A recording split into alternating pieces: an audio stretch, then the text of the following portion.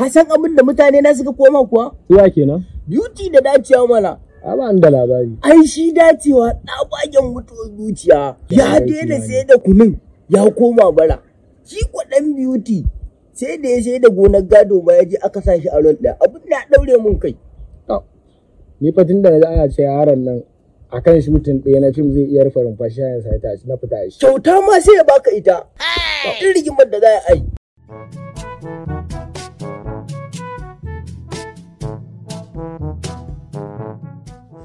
Waye ba da Allah ya bashi wanda ya taimaki almajiri ne kan sai waye ba da Allah ya bashi wanda ya taimaki almajiri kan sai taimaka yaro zaka ba ni Allah baka da lahira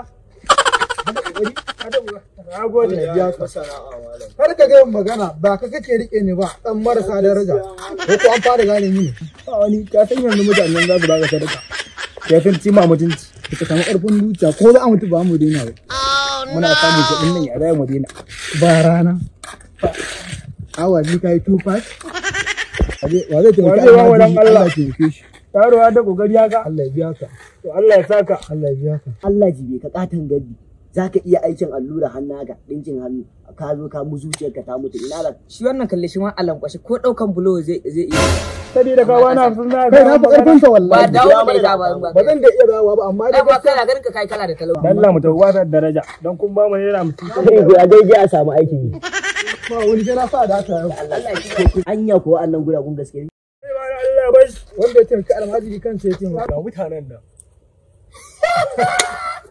zai ba mu dan darajar manzon Allah wani ba mu dan darajar manzon Allah Adamu sana'a awa biyu 25 ba mu fara dan mu daina ba ya ba ta yi akwai ma kudin ɗan miya ko ɗan wake da wake wanka ya ba mu sana'a